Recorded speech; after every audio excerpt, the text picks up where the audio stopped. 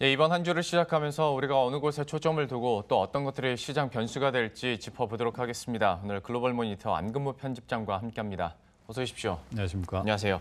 이번 주에는 아무래도 지표 가운데서는 고용지표 얘기를 가장 많이 할 수밖에 없을 것 같습니다. 그렇습니다. 월요일 맞아서 가장 주요 변수들, 기사들도 이 부분을 참 헤드라인으로 다루는 모습이었는데 저희가 그거 살펴보기 전에 8월 고용지표 이후의 그 흐름들 어땠는지부터 한번 정리를 해주시겠어요? 예, 그 미국 고용 지표가 전 세계 금융 시장에 어떻게 보면 가장 중요한 지표다 이렇게 볼 수가 있는데 이런 이제 중요한 지표 발표를 앞두고 그 금융시장 이코노미스트들을 상대로 보통 주요 매체들이 예상치를 집계를 합니다. 그 중에 제일 가운데 있는 수치를 시장 예상치다 이렇게 이제 정해가지고 나중에 발표가 되면은 비교를 하는데 그보다 높게 나오면은 서프라이즈다 이렇게 표현을 하죠. 근데 지난 이제 그 8월 고용 지표 그러니까 발표된 지 거의 한 달이 지났습니다만은 9월 7일에 발표됐던 미국의 8월 임금 상승률이 아주 서프라이즈였습니다. 전년 동월비 2.9% 증가한 것으로 나와가지고 9년 만에 최고치 상승률을 보였습니다. 전월비로도 굉장히 상승 속도가 빨라져서 이거 그 미국의 실업률이 계속 이제 떨어지다 보니까 결국 미국의 임금도 결국 뛰어 올라가는구나. 그래서 임금이 이렇게 올라가기 시작한다면은 미국의 인플레도 다시 더 높아질 것이고 그러면 미국 연방준비제도가 이제 긴축의 가속도를 내지 않겠는가 이런 예상 내지는 이제 두려움 이런 그 전망들이 나왔었는데 그 이후로 이제 그 영향을 가장 많이 받게 되는 미국 국채 10년물 수익률이 17.9bp 가량 상승했습니다. 0.2%포인트 가까이 올랐다는 얘기인데요. 이 미국 국채 10년물 수익률이 전 세계 자산 시장에 아주 벤치마크의 역할을 합니다. 그래서 이 금리가 많이 뛰었다는 거는 주식이 이제 별로 좀 그 상대적으로 덜 그 재미있어 보이는 거죠. 국채가 이렇게 안전자산이 수익을 많이 주는데 그래서 이제 다른 그 위험 자산 시장에도 연쇄적으로 영향을 미치게 되는데 전반적으로 이런 그 미국 임금 서프라이즈 이후로 금리가 쭉 올라오는 그런 그 한 달간의 흐름을 보여왔습니다.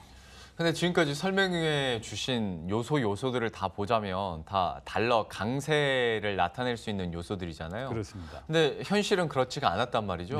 여기에 대해서는 어떻게 분석하고 계십니까? 그래서 우리가 이제 보통 미국의 금리가 올라가면은 달러도 이제 강해질 거다. 왜냐하면 미국이 더 높은 금리를 주면은 그 유럽이나 일본이나 한국이나 이런 데 이제 그 채권이나 예금에 투자하는 것보다 미국에 투자하는 게 훨씬 상대적으로 유리해질 것이니까 미국 금리 상승은 달러 강세다 이렇게 이제 우리가 상식적으로 알고 있습니다만은 지난 한 달간의 그 미국 그 금리 상승세와 같이 이렇게 비교를 해보면 오히려 놀랍게도 달러는 쭉 떨어졌습니다.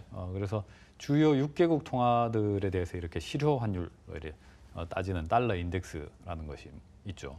이 달러 인덱스 같은 경우는 지난 8월 15일 정점 이후로 계속 떨어지고 있는데 미국 임금 서프라이즈 이후에도 이 추세가 전혀 바뀌지 않았다는 그런 흐름이 나타났습니다. 그래서 이런 점은 굉장히 주목할 만한 사실이고 어떤 면에서는 달러 약세 때문에 오히려 미국 금리가 상승하는 그런 이제 그 인과관계가 뒤집히는 그런 모습도 상당히 목격됐습니다만은 그 사이에 또 더욱 놀라운 것은 미국 임금 서프라이즈 이후로 미국 금리가 쭉 그 강한 상승 압력을 받는 와중에도 오히려 이머징 통화들은 달러보다 더 강한 이런 흐름을 보였습니다. 그래서 그런 그 외환 시장에서는 미국 임금 서프라이즈 이후로 흐름이 굉장히 다르게 나타났는데 이런 그 배경 하에서 우리가 이제 이번 그 주말에 예정되어 있는 미국 고용 지표를 함께 볼 필요가 있겠습니다. 그런 특성에서 본다면은 역시 우리는 그 미국 금리를 직접 쓰는 나라가 아니라 다른 나라도 마찬가지겠지만 미국 같아서는 미국의 금리 그 자체보다는 달러가 훨씬 더 중요한 요소고 우리가 이제 미국 금리를 굉장히 중요시하게 보는 이유 자체는 달러에 영향을 미칠 것이기 때문에 미국 금리를 봅니다만은 지난 한 달간 흐름을 보면은 우리 금융시장에는 비교적 우호적이었다 이렇게 볼 수가 있겠습니다. 유가도 잠깐 좀 질문을 드려보도록 하죠. 상승 추세에 대해서 트럼프 대통령이 계속 압박은 하고 있는 것 같은데 추세 자체는 아직은 꺾이기는 힘들 것 같고 글쎄요, 레인지를 우리가 전망하기보다는 요즘의 상황과 유가의 이런 상승 추세를 또 어떻게 분석하고 계신지 궁금해서요. 그 이제 브렌트유가 이제 전 세계 그 뭐 휘발유 가격이라든가 다른 이제 일반 석유 제품 가격의 벤치마크 역할을 하고요. 심지어는 미국이 지금 3대 원유 생산국이 되고 WTI라는 벤치마크가 있습니다만 네. 미국 내에 이제 휘발유 가격도 브렌트에 연동이 됩니다. 그런 측면에서 보면 브렌트가 역시 벤치마크다 이렇게 볼 수 있는데 트럼프 대통령이 브렌트유 80불 정도 가까이 그 유가가 올라가게 되면은 트위터를 꼭 합니다. 그래서 네. 이 유가가 너무 비싸다. 오펙은 뭐 기름값 너무 올리지 마라. 네. 증산해라. 뭐 이런 그렇죠. 이제 압박을 가하는데 최근에 유가가 이제 80불 근접할 때도 역시 아니나 다를까 트럼프 대통령의 트위터가 있었죠. 그런데 이후에 지난 이제 그 주말에 일주일 전 얘기입니다. 그 오펙과 러시아 등 주요 산유국들이 회의를 했는데 거기서 그 증산이 필요한가 여부를 논의를 했는데 필요 없다 이렇게 이제 결론을 내렸죠. 결과적으로는 트럼프 대통령의 트위터를 거부한 셈이 됐고 네. 그런데 이제 트럼프 대통령이 그냥 또 물러설 사람이 아닙니다. 그래서 지난주에 있었던 유엔 연설에서 또다시 이제 그 유가 인하를 그 압박을 했는데 이 배경에는 또 미국 그 요인도 있습니다. 가장 큰 배경에는 그 미국이 이란을 이제 경제 제재를 단독적으로 부활을 시켰고 그게 11월 4일부터는 이제 이란의 그 원유를 전 세계 어떤 나라도 샀을 수 없도록 미국이 만들어 놨습니다. 그래서 이란에서 공급되던 그 원유 뭐 최소한 100만 배럴 이상이 지금 그 세계 시장에 그 공급이 차단되게 된 셈이죠. 이런 이제 수급 변화를 반영해서 유가가 계속 가파르게 뛰고 있는데 트럼프 대통령은 이렇게 유가가 뛰고 있는 걸 막으려면 오펙이 지금 증산하면 되는 거 아니냐 이렇게 압박을 했고 오펙은 일단 거부한 상태입니다. 그런데 지난 토요일에 또 트럼프 대통령이 그 사우디 국왕하고 직접 통화를 했습니다. 네. 뭐 구체적인 얘기는 안 나왔지만은 유가 안정 방안이 논의됐다 이렇게 이제 보도가 되고 있죠. 그래서 아주 집요하게 트럼프 대통령은 유가 인하를 요구하고 있고 11월 이제 초에 예정돼 있는 미국 중간 선거를 앞두고 유가가 예를 들어서 지금 갤런당 한 2.8불 넘어선 상태인데 이 유가가 계속 유지돼서 3불이 넘어서면은 굉장히 정치적으로 부정적이다. 그렇죠. 그렇기 때문에 아주 집요하게 유가 인하를 요구하고 있는데 어쨌든 그 효과 때문인지 그 사우디 왕세자가 그 일요일에 그 쿠웨이트를 방문해서 이 지금 사우디하고 쿠웨이트 그 접경 지역에 유전이 그 가동되지 않고 있는 유전이 2군데가 있는데 이것을 가동 재개하는 방안을 논의할 예정이다 이런 보도가 있었습니다. 이게 생산량으로 하면 일평균 한 50만 배럴 정도 되기 때문에 원유 시장에는 상당히 영향을 줄 수 있는 물량인데 어떤 합의가 이루어질지 한번 봐야 되겠고요.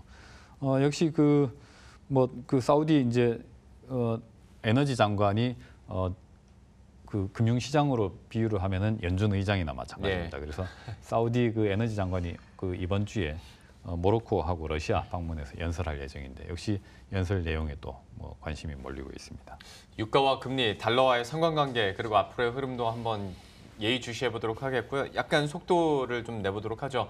이탈리아 연정 있지 않습니까? 여기에 대해서는 그 리스크 어느 정도로 보고 계십니까? 지금 일단 지난주 후반 들어서 한 이틀 정도 가격에 반영됐는데 아직은 가격이 완전히 반영됐다 이렇게 보기는 어렵습니다. 그래서 그 이탈리아 연립정부가 그 유럽 연합의 규율에 좀 맞지 않는 그 좀 과도한 재정 적자를 내용을 담은 예산안을 편성을 했고 이게 결국 유럽 연합하고 충돌하는 그림을 그리게 됐고 그래서 이탈리아 국채 수익률이 크게 뛰었는데 이것으로 인해서 이제 그 유로화가 그 약세 압력을 받고 그래서 달러화가 상대적으로 가치가 밀려 올라가고 그러다 보니까 이제 다른 통화들도 달러에 대해서는 또 약세로 돌아서는 뭐 이런 이제 연쇄적인 또 외환 시장에 영향을 미치고 또 한편으로는 이탈리아 국채 수익률이 껑충 뛰면서 독일 국채 수익률이 뚝 떨어졌습니다. 독일 국채는 안전자산이기 때문에 그래서 독일 국채 수익률이 뚝 떨어지니까 미국 국채 수익률도 또 하락 압력을 받게 되는 거죠. 그래서 지금까지 전개됐던 것과는 정반대로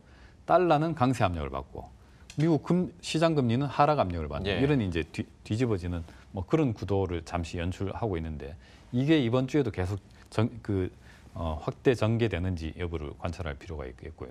이탈리아 리스크는 아직까지는 지금 새로 살아나기 시작한 리스크다 이렇게 볼 수 있겠습니다. 참 이것도 좀 희한한 현실과 이론 간에 좀 괴리가 있는데요. 이것도 계속 한번 지켜보도록 하겠고 그리고 이제 앞서서 고용지표 얘기했으니까요. 네. 예, 고용지표, 9월 고용지표에 대해서는 좀 어떤 키포인트 갖고 있는지 한번 짚어주시겠어요? 결국은 또 임금입니다. 그래서 임금이 지난 9월에도 전월비 0.3% 적지 않은 폭으로 상승했을 것이다라는 것이 이코노미스트들의 이제 컨센서스인데요. 네. 실제로 임금이 이 정도 오른 걸로 나타난다면은 야 이거 미국의 임금 상승 속도가 종전 그 변동 범위에서 이제 한 레벨 높아지는구나.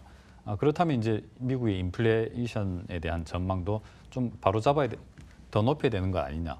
연준의 금리 인상 속도도 또 달리 봐야 되는 것 아니냐. 이런 이제 그 예상을 할 수 있겠는데 지난주 FOMC에서는 그 FOMC 위원들이 예상하는 내년 그 물가 상승률 전망치가 오히려 낮아졌습니다. 그래서 임금 서프라이즈 이후에 나타난 FOMC의 반응치고는 굉장히 놀라운 반응이었고요. 예.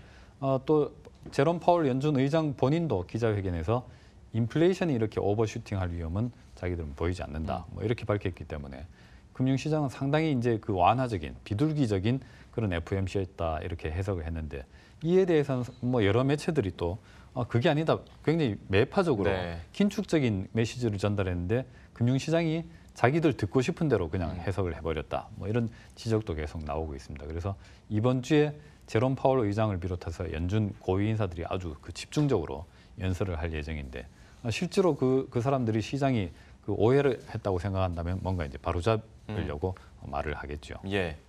미국의 9월 고용지표에 대해서도 정리해 주셨고 방금 전에 제롬 파월 연준 의장의 연설에 대해서도 그 포인트들을 짚어주셨는데요.